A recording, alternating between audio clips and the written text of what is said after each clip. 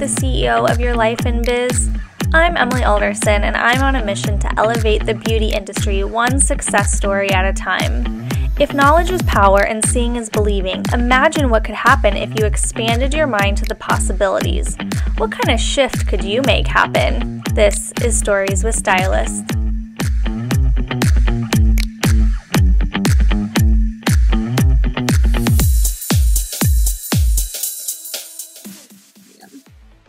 Okay. Hello and welcome to Cosmo CEO, the podcast. Super exciting for our guest today. It's Jodie Brown. She is a hairstylist and marketing mentor to those in the industry, which of course we all know we need and should have. And whether you love it or not, Jodie's going to make it a lot easier for you to navigate. So welcome to the podcast. Thank you so much for having me. I'm excited to be here. So I always start by asking, where are you from and what led you to cosmetology? Well, I'm actually originally from the UK and I live in Canada. So I live near Edmonton, Alberta. And my mom was a salon owner.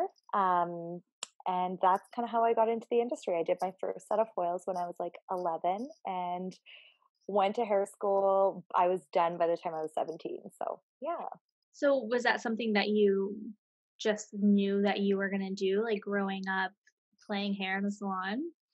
I did, yeah. I just, and I saw my mom who'd been in the industry for so long and she'd done all the things in the hair industry on 2 different continents. And so the fact that she still loved going to work every day, I think was really inspiring. And for me, it was the fluidity of the industry. I need a lot of change to stay motivated and stay happy. So just seeing how she was able to like adapt and how she was able to rebuild every time we'd move, it was really inspiring and motivating to me.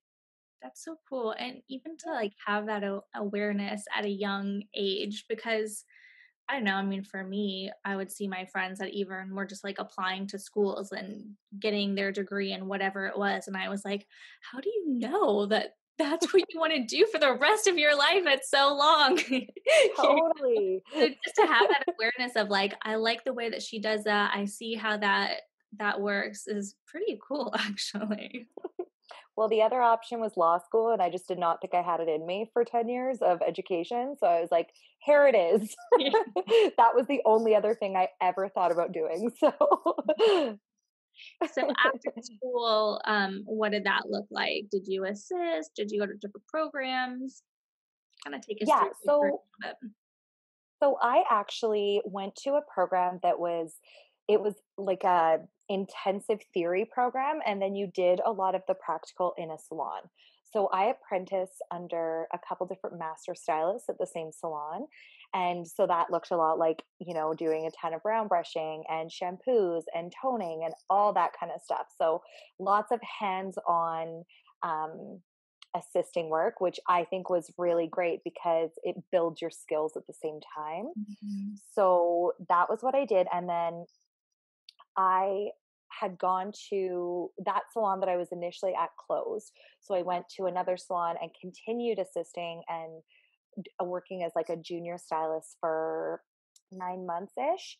And then I moved cities and I just wanted something totally different. So I moved away and I really kind of found my groove when I did that. And that's when I fell in love with the industry and really came into my own and was able to start helping other apprentices and helping other assistants and start training them that way. So, yeah. How would you say, because I would assume this is a time prior to social media and all that, what did Oh, building yeah. a clientele look like for you? Was the Yeah. salon feeding you clients or what were you doing? So I have had a very interesting career. So I did start like back in it was 2005, 2006 when I got behind the chair for the first time. And yeah, there was no social media. I mean, I think Facebook literally just got started. And that was when we still all thought it was cool to write on each other's walls and stuff. So there was no business strategy going into that whatsoever. So yeah, it was a lot of having the salon kind of feed you clients and working on referrals and that kind of stuff. So that was how I had initially built. And then fast forward, I had my son when I was pretty young. So I was 24, 25 when I had my son. And I came back into the salon just as Instagram was starting to kind of come into the picture a little bit. So I rebuilt my clientele. And like in the 2 years before that, I had been on maternity leave for 18 months because there was no childcare options and we don't live anywhere near my family. So I was out of there for quite a while. And the year before that, I had actually been working in sales. So when I came back after maternity leave, there was no pickup of any old clientele. Like it was all from scratch in a brand new salon. So that wasn't even really feeding into it. So the second time I built my clientele, well, not probably the third time because I'd moved quite a bit, but yeah. So when I rebuilt my clientele after having my son, it was using a ton of social media, and I kind of like bootstrapped my way through building a clientele in the beginning of social media. So That's so crazy. Yeah, I remember learning about using Instagram to build because I had worked at a salon where, yeah, you just sit around and wait for clients to show up outside of like referrals from your existing clients, which is probably was and probably still is like the main source of my clients. But I think it's so fascinating now that literally stylists can just pick up and move, start over, go to a suite, do whatever they want to do, knowing that it's absolutely possible to start over and start over on your own without having like the overhead of a salon to feed into you. totally. So I think that's super inspiring. Yeah, and I think like I know when I started, it was all about the salon you worked at Mhm. because they were your main source of clientele. So if you wanted to have a certain kind of clientele, then you had to kind of find a certain kind of salon. Mhm. Whereas now, I think there's just so much more freedom. Like we have the freedom. I mean, can you imagine walking into your first salon and saying, "Nope, I don't do men's cuts, I don't do perms, I don't do updos. I specialize in blonding and that's what I want to do." They would have laughed you out of there. Like there's no way we could have done that 15 years ago. No, they've been like, okay, good luck with that. Bye. Yeah, and then throw in, "Oh, and I also don't want to work evenings or weekends." They would have been like, ha ha ha. But prior to transitioning to more online, like that was my schedule and that was my clientele. Mhm. So I focused on the things I wanted to do. I worked one evening a week. I worked 4 days a week and no weekends. And all without losing any money when I made those moves. So I think that's kind of there's so much opportunity now for stylists. Like you literally can build your dream career as long as you get a couple things right. And what are those things? So what I like to talk about a lot is like your mindset. So finding your intention and then also like believing that it's possible. I think that's like a huge thing because that's where your core beliefs are the beginning and end of where you will go. I believe that. Totally. So by you have to shift those core beliefs and make sure that you are opening your mind and opening your path to those possibilities coming your way before you can really make those changes. And then also your marketing strategy, because there's no point being the best kept secret. Like if people don't know about you, they're not going to get into your chair and then you're not going to make, the money you need to sustain yourself and build your business the way that you want to. I love that so much. Yeah, it's so all encompassing. I mean, you have to see to believe is like a huge thing for my mindset, and you can find expanders like in any way. This really is the point of this podcast is to find something expansive, something where you can say like she did that, I can do that too. Wait, that's a possibility? I Oh, yeah. Totally. Okay, how do I get there, you know? Um Yes. that's so cool. So, how did you really kind of shift out of, mainly being a stylist into the salon and then really kind of focusing in on marketing?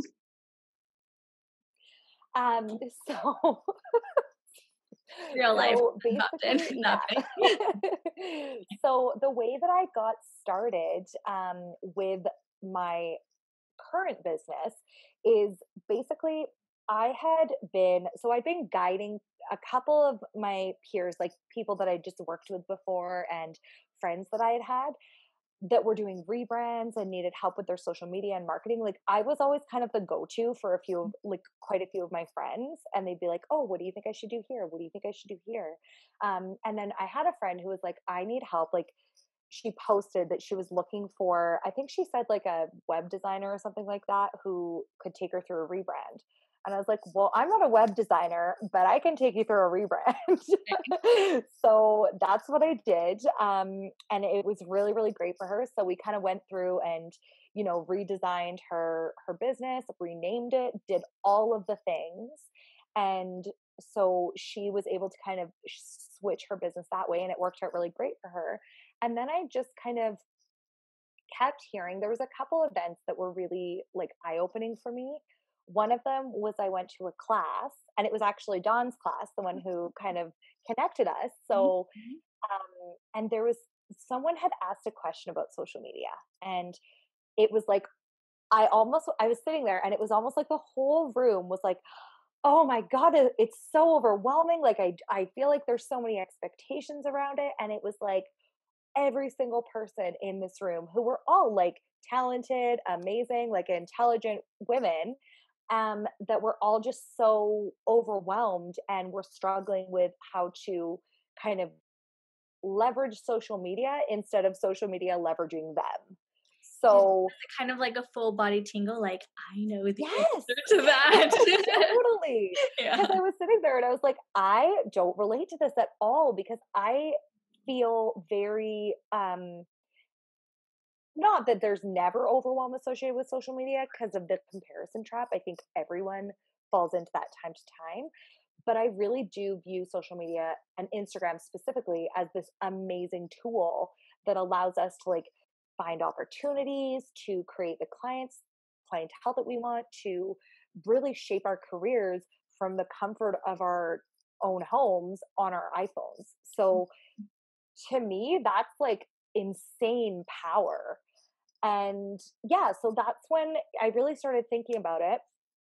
And then I don't know, 3 weeks later, the entire country got shut down for COVID. Oh So I gosh. had been thinking about, shifting online and kind of getting into more of a supporting other hairstylist role in the industry for several years prior to this, but it just kind of everything aligned. And all of a sudden, I had this time that I could dedicate um, to creating this thing. And yeah, after day 4 of the shutdown, I looked at my husband and I was like, honey, I'm starting a business. And he's like, what?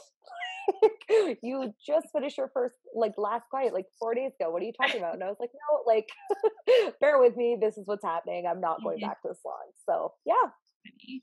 I just slightly off track, but when you mentioned about sitting in that class, I think just to remind everyone the importance of education outside of your salon, with independent educators, it as much as you can, because even if it's not the actual class that you get value from, you can get value from a moment like that where you realized, Totally. I know the answer to that, or I had that question too, and that's not even what this course is about, or whatever it may be. Mhm. Really keeping your eyes open to possibilities and opportunities. Oh, totally. And even like I'm part of like a mastermind group Mhm. that has been instrumental in my shift because I mean, like like we said, there's you're truly are a reflection of the 5 people you surround yourself with, whether you know it or you don't know it. So if you feel like those 5 people, whether it's your coworkers, whether it's certain friends, are not like lifting you up and kind of allowing you to be your most fulfilled self, it's really important that you make the effort to find those people. Like finding that community is absolutely vital for growth. Yeah, absolutely. And even I think social media honestly is the best place for that. Like I always say, if people that say that Instagram or Facebook is so negative, like you're doing it wrong. Because Yes. when I scroll through my Instagram feed, I am lit up. I am excited about what people are sharing because I curate it myself. Like you are in control of that Yes. scroll, and if you don't like what somebody's saying, just mute them because you don't need it. Absolutely. Oh my goodness. I feel like I'm listening to like my self-talk right now because I could not agree more. Like I've said that to a friend before that, you just be liberal with the mute button or be liberal with the unfollow button. If you're following someone and they're making you feel lesser than, and Mhm. even if it's someone that you admire and really look up to, like take control of that. And you can go look at their content when you want to, but if you feel like it's detracting from your day to have stuff pop up and you're comparing yourself, mute it. Like you don't need to be doing that, right? Yeah. And whether you mute it for a week or whether you just unplug completely, feel into like what feels good for you and when you need, but also realize that when you see people around you that are doing big things, it could mean that you're right there too. And I think that's like a huge mindset shift is it's easy to like toe that line between starting to feel jealous that all these people are doing all the things and realizing, wait a minute, all these people around me are doing the things that I want. What if like I'm right there too? Totally. And also recognizing too that there's no such thing as overnight success. So even if we look at someone and we think that they've been an overnight success, like the amount of grind, like don't compare your step 1 to someone else's step 10, you know? Like we need to kind of keep that in mind that like view that as an inspiration and like an aspiration almost, but don't be hard on yourself cuz you're one step behind because everyone has to be one step behind at some point. Exactly. And yeah, you don't even necessarily have to be behind. It's just taking that next step forward. Who cares about Yeah, step 10? Like step 1 comes first. And exactly. whatever that looks like to you. I mean, it could mean anything really, but there's so many different opportunities. And that is the best thing about this industry. I truly believe that. Like, I think that the hair industry is the best one in the world. I feel like we meet the most amazing people and just like creative, driven, positive, like kick ass people all seem to congregate in the beauty industry. And I'm so here for it. I love it.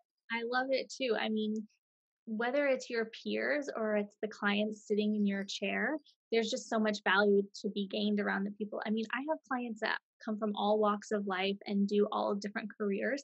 And I Mhm. love knowing like random facts about whatever it may be, Totally. like I had a client who was a patent lawyer and then something else came up in my life and I was like, oh yeah, well, oh, is it because of this season that's going on with the whatever? And they're like, why do you know that? I'm like, do you I have know lots of like stuff. a I'm a wealth of hairstylist. information?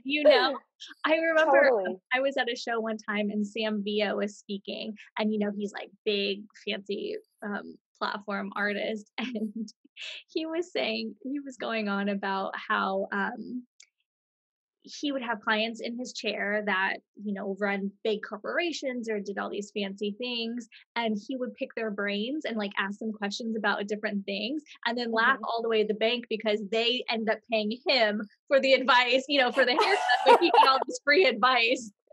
I just thought it Oh, was that's amazing. I love that. so good. And So that's such a good point. There's so much information to be gained from like any conversation, right? So it's just opening your mind and opening your ears and taking that in. and taking it and taking what you need from it and letting go of what you don't. I think Yes, it's kind of huge. totally. Um, I think having that right person in your chair is a big deal too. So, talk to us a little bit about using social media to get your dream clients. Like, these people are not just spending a lot of money with you, but spending a lot of time with you. You're sitting in the chair with them for anywhere from an hour to 2 to 3 to 4 hours, depending. You want to Mhm. enjoy that time, right? Absolutely. And I think we've all had the experience with, I call it the emotional vampire, who you're done doing their hair and you're just like, oh, like I need to Right. lay down. Like that was so Mhm. exhausting. So I think that by, kind of focusing in on your messaging and focusing your marketing on your dream clients and who you want to attract, that is the best way to avoid situations like that.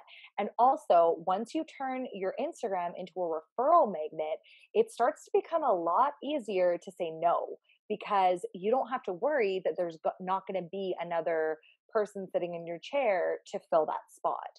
So I think so. A couple of the things that I talk about with when it comes to social media, I'd say probably like my top three things would be, I think it's really important to narrow in on your messaging. So when you are when you're writing a caption on Instagram, don't think of writing your caption to Instagram. Like, don't think about writing it to the many, think about writing it to the one.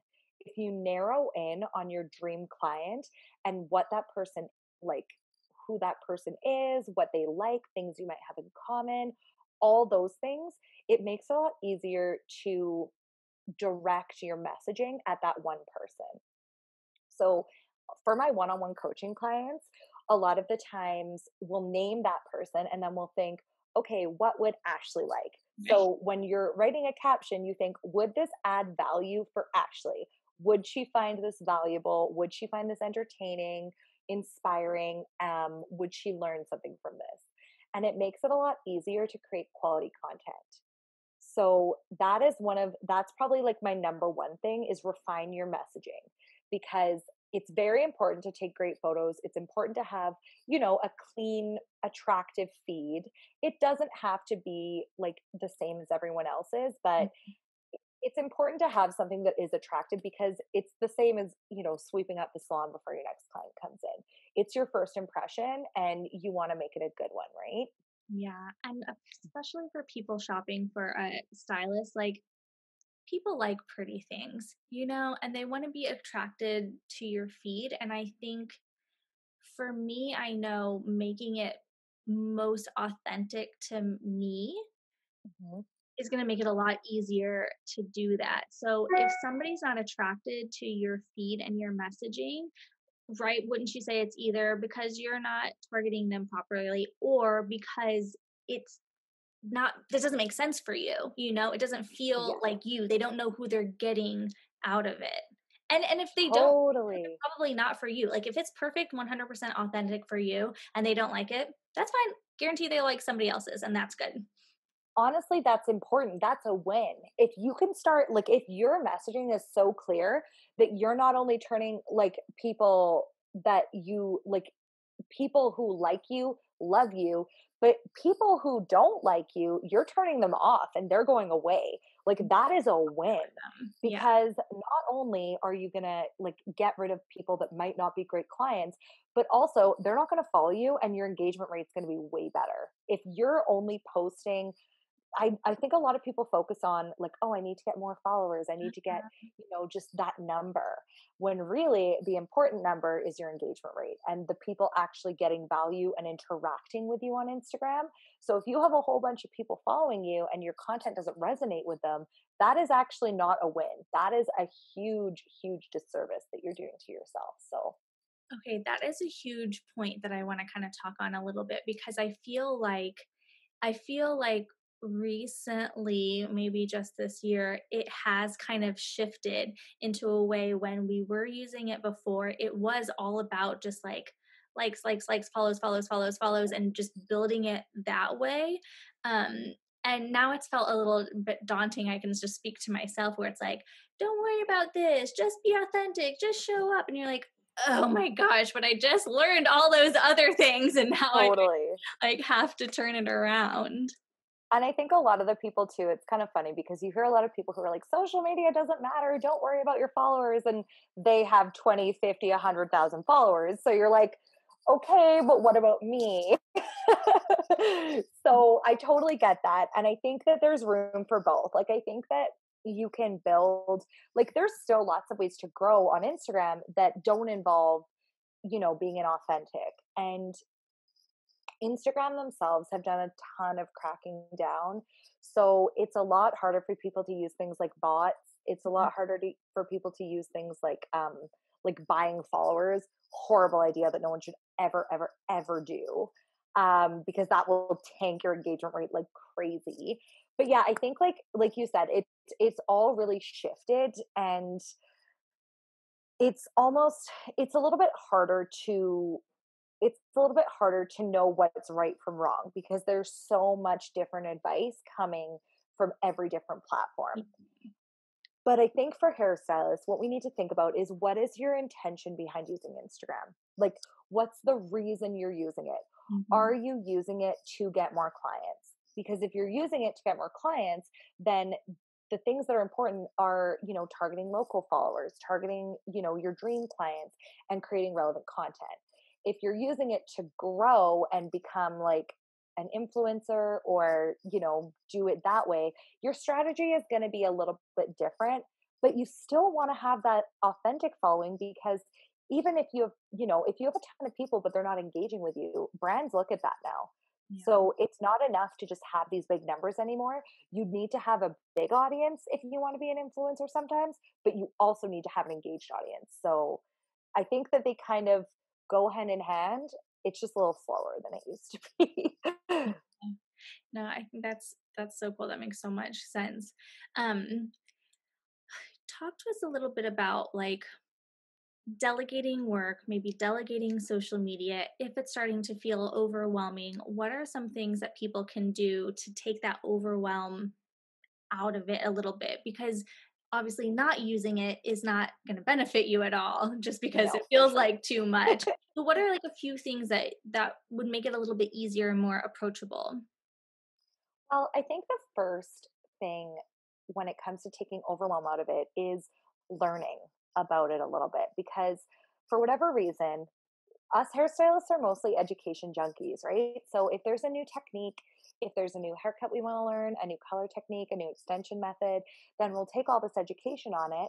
Yet for whatever reason, we all decided that we should just naturally know how to be good at Instagram and Yeah. naturally know how to be good at marketing, when we never took the time to learn about it, right? Yeah. So I think that's the number one thing, is it takes a little bit of that overwhelm out of it if you just take the time to learn the basics, essentially, and know what you're doing on the platform.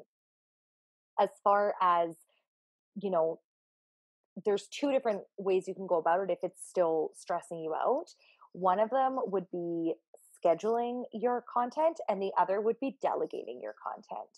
I know for myself, like, I do social media management for other beauty pros, where I actually create the content, and we do it a little bit differently. So what we do is, and I do have an assistant that helps me with this. So what we do is, we basically do an intake form. So we kind of figure out your ideal client, and then we do the copywriting and the content creation to target that ideal client.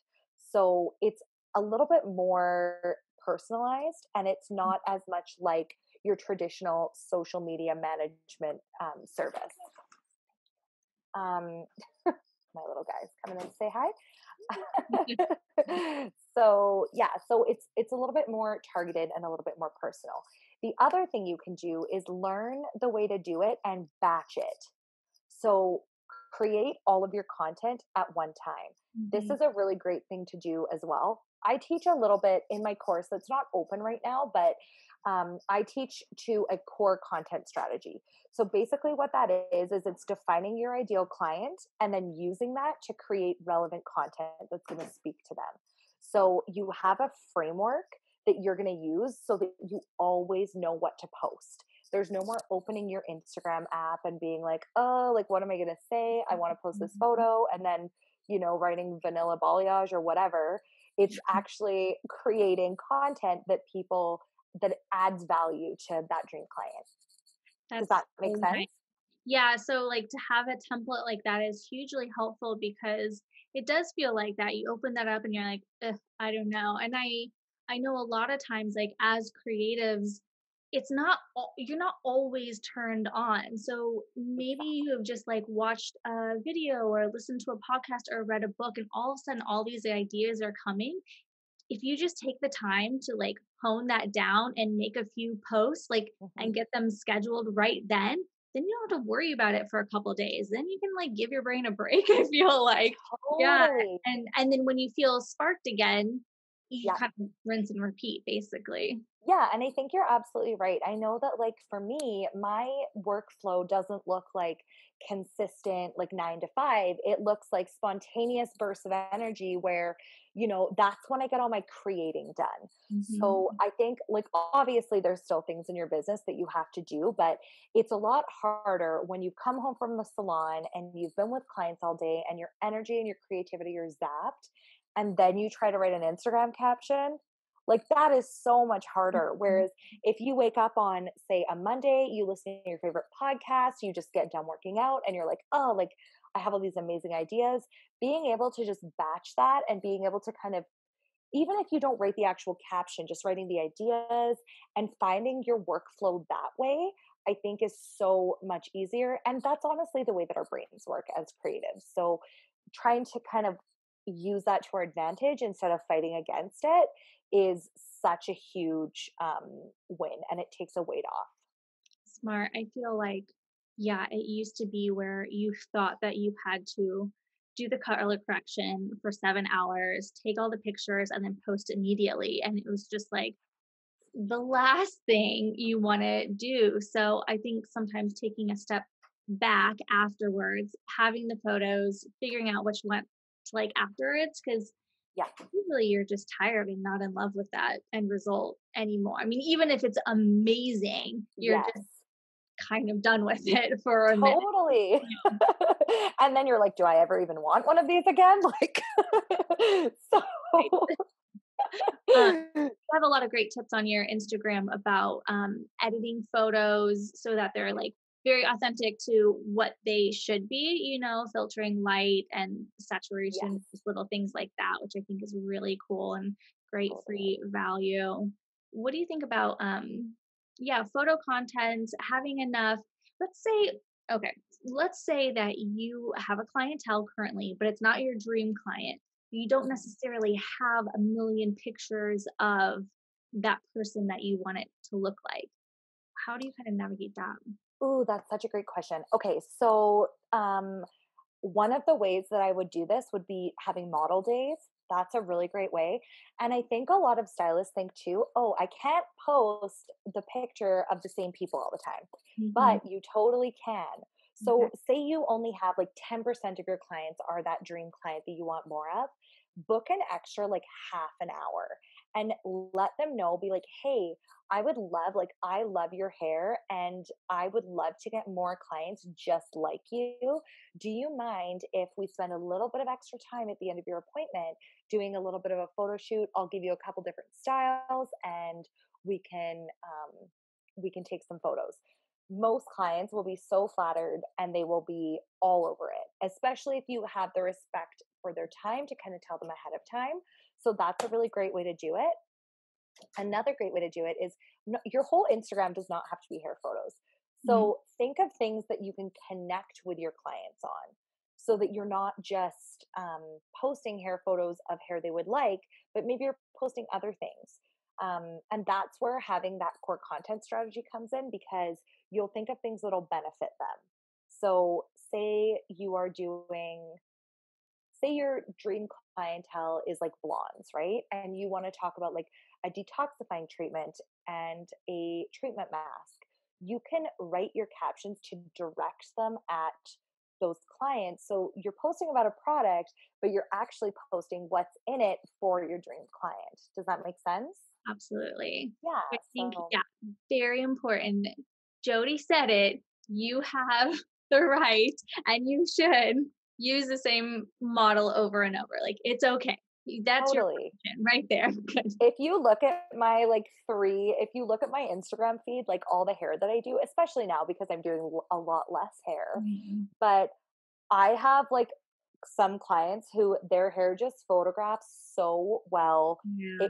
It's perfect every single time. They know how to pose, they have fun, and those people make an appearance a lot. So, Yeah, totally. And I think it depends too, like, if they're coming at night or they didn't wear yes. makeup that day or whatever. But yeah, I think clients usually are flattered when you ask, to use them for your pictures. And I don't know, you think you can even like offer something in exchange for their extra time. But booking that extra 30 minutes Mhm. and not feeling like, oh, if I don't book that 30 minutes and I can't fit in that other thing and then I'll lose that money.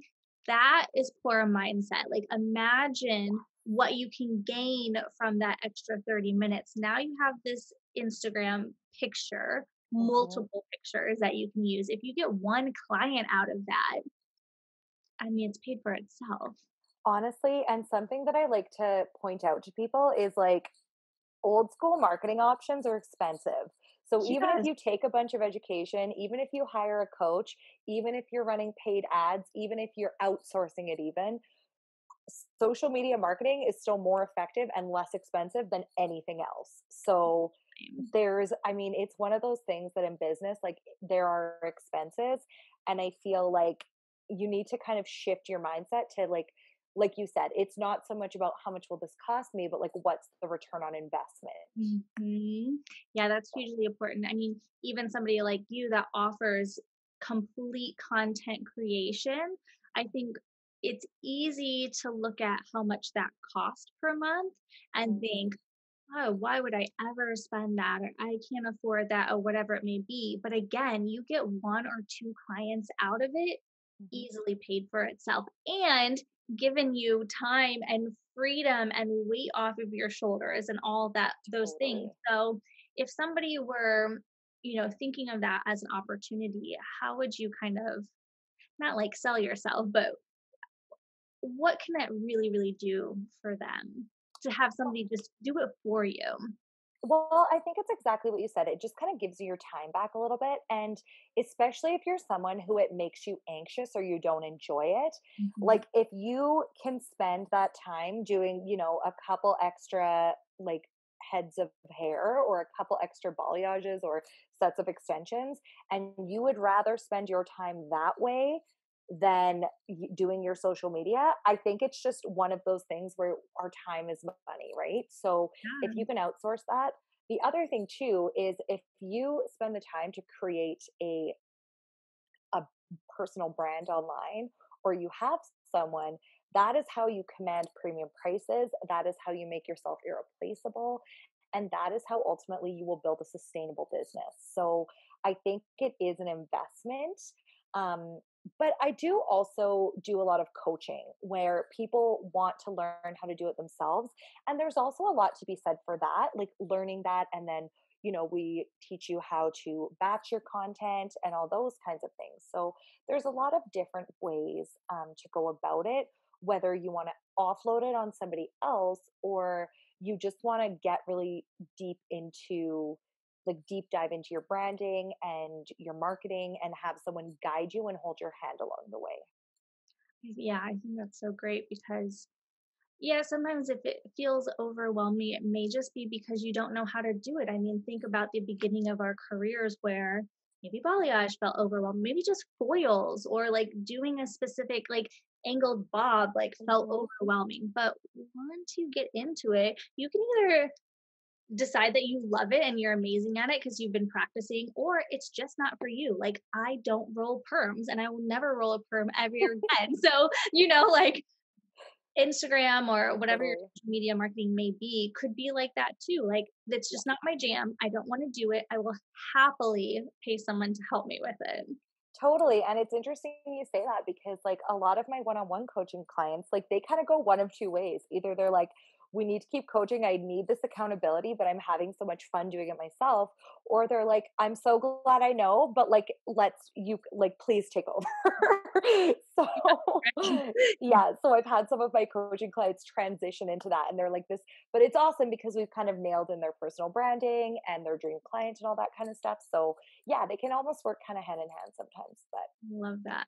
I think yeah. coaching also is something that's like more new to the industry. I have a coach. She's not a hairstylist at all. Mhm, And I remember feeling very nervous to pay her because it's a lot of money.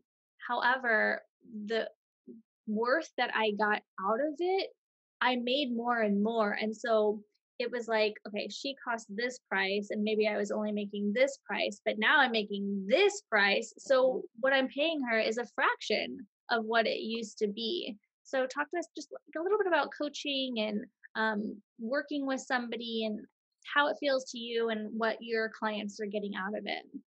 So I have a coach as well, and that has honestly been the biggest. I've worked with two different coaches now, um, and one of them was not a hairstylist at all when I was setting up my business, and now I've kind of moved into a mastermind where that's guided by a coach, which has been amazing. And I think it really is all about that accountability, and Mhm. again about that surrounding yourself with those people, like feeling like anything is possible.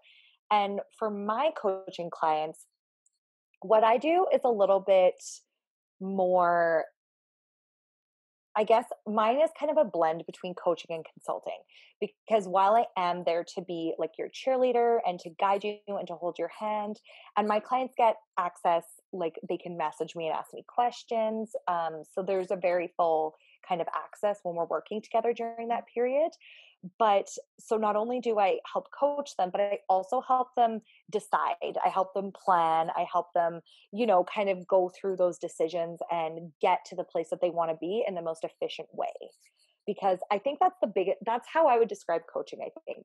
So when you find the right mentor and the right guide, you can take a lot of the pain and guesswork out of the journey, Yeah. right? Because I Yeah. know for myself, so much trial and error, so much. I wish that I had found the coach that I have now 5 years ago, because it would have been a game changer. But I think, and I've heard this phrase so often lately, but the teacher appears when the student is ready. And Mhm. that is really what has happened for me. And I can't say enough good things about how much of a difference in my life coaching has made. So I think it's worth the investment 10 out of 10 times. I feel the exact same Yeah. way. Yeah, and I mean, even though I wouldn't take back any part of my journey because it's Mhm. led me to where I am, and everybody can say that, there are plenty of things that if I had just known 2, 5, 10 years in, I mean, it would have been better. Right? You know?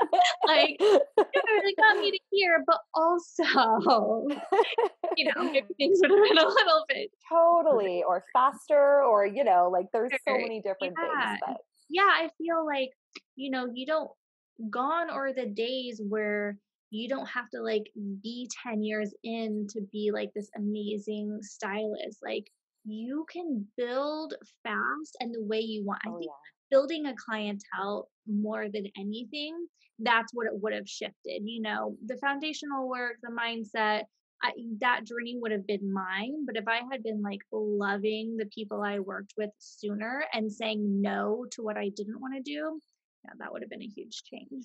Oh, for sure. And I think like it's been so freeing for a lot of people, because while our clientels are an asset, you know, I've heard people talk about them as if they're almost a prison as well, right? It's like, oh, I'd love to raise my prices and I would love to make this move, but I can't because my clientele Mhm, won't mhm, do this, or mhm. my clientele won't pay these prices. But it's like, okay, but who's really in control of your business then? Gosh. Like, who is the one who's making the decisions here? Because if you're feeling held back by it, then learning how to market yourself properly and learning how to build your business on your own terms is the thing that's going to set you free from being bound by someone else's rules and expectations.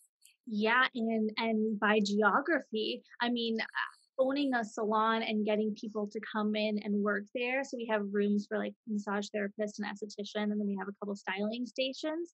Yeah, you do hear that a lot. Like, oh, but most of my clients are in this area. Oh, the rooms upstairs. I do have this one older lady that comes once a month, and I don't think that would work for her. And it's like one person, you know, one person you're gonna base your entire career on Yeah. that one old lady, you know? Yeah. I And know. geography too, it's like they either love you and will value traveling to see you because my gosh, like they don't come that often. They can make the journey like once. Totally.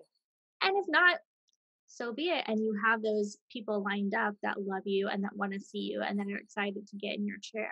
Exactly. And it's just having the confidence too to be like, not every ending has to be a bad ending.